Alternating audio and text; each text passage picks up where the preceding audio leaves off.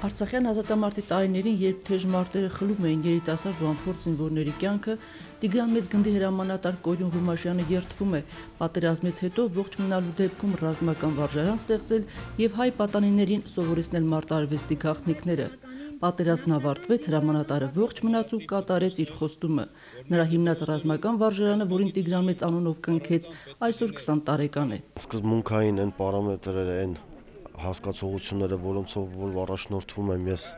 մինչև հիմա իմ ամբողջ զինվորական ծառայության ընթացքում ու ինչ որ բաների եթե հասել եմ,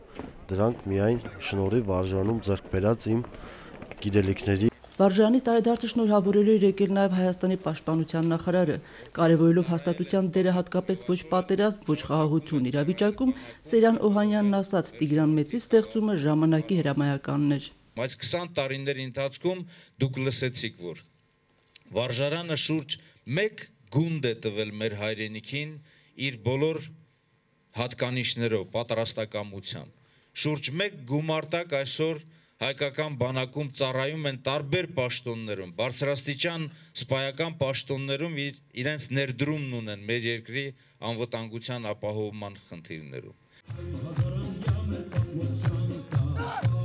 Սպայակազմի դարբնոց վարժարանն իր ստեղծման օրից ի վեր ավելի քան 1500 զինվորական է ուղեկրել հայոց բանակ։ Մեծ թվով ապագա սպաները ներկայում շարունակում են բարձրագույն զինվորական կրթություն ստանալ Հայաստանի եւ արտասահմանի ուսումնական հաստատություններում։ Խորեն Մելիքյանը մեկն է այն սպաներից, որը Տիգրան Մեծում ստացած գիտելիքները փոխանցում է իր զինվորներին, առանձնակի հպարտությամբ խոսում նրանց խիզախության մասին, ինչը դրսևորվում է հատկապես արտակարգ իրավիճակներում։ Լուր ստացվեց, որ թշնամի ներխուժել է սահման եւ մենք բարձրացանք դիրքև, այդ ժամանակ հավաքվեցին միայն սպաները։ Ասացին մենակ սպաները թող բարձրանան, բայց 18 տարեկան երեխեքը ոնց, մենք դիրք ենք պահում,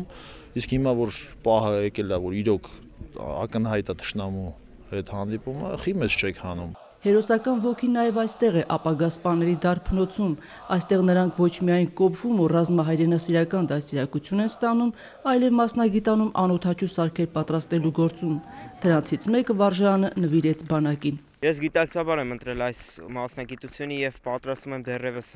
շարունակել այս մասնագիտությունը,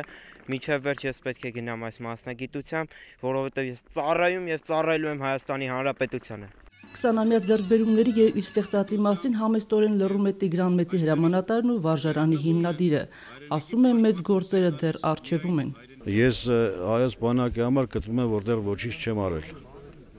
Պարզ ասում եմ, որտեղ մեր սկզբունքն հետեւյալն է, մենք անելու ունենք դեռ, քանի դեռ կանք, քանի կենթանի ենք։ Եթե հիմա ես ինչ-որ գնահատական տամ, վաղը կսխալվեմ։ Անելիքները դեռ առջևում են։ Մենք դեռ Բաքուն չենք գրավել։ Իրավիճակին ցտապ գնահատական տալ հորդորից նաև պաշտպանական գերատեսչության ղեկավարը։ Մեր երկրի պաշտպանության քաղաքականության մաս կազմող բոլոր գերատեսչությունները այսօր արդեն իսկ բարձր ռազմավարական մակարդակի տարբեր միջոցառումների ընթացքում, հատկապես ռազմավարական հրամանատարաշտաբային ուրեմն միջոցառումների, մարզումների ընթացքում ձևավորել են այն աշխատանքային ալգորիթմը, որը պետք է տանի մեր պետության ցանկացած ագրեսիայից ելք մղման։ Հաստատության 20-ամյակի առիթով Պաշտպանության նախարարությունը մի շարք սպաների եւ զինվորների շնորհակալագրերու մեդալներ հանձնեց, իսկ ոմանց սպայական կոչում շնորհեց։ Հատուկ նվերի արժանացավ նաեւ Տիգրան Մեծ ռազմական վարժարանը։ Հայկուշ Ասլանյան, Վարդան Տերտերյան, Առաջին ալիք։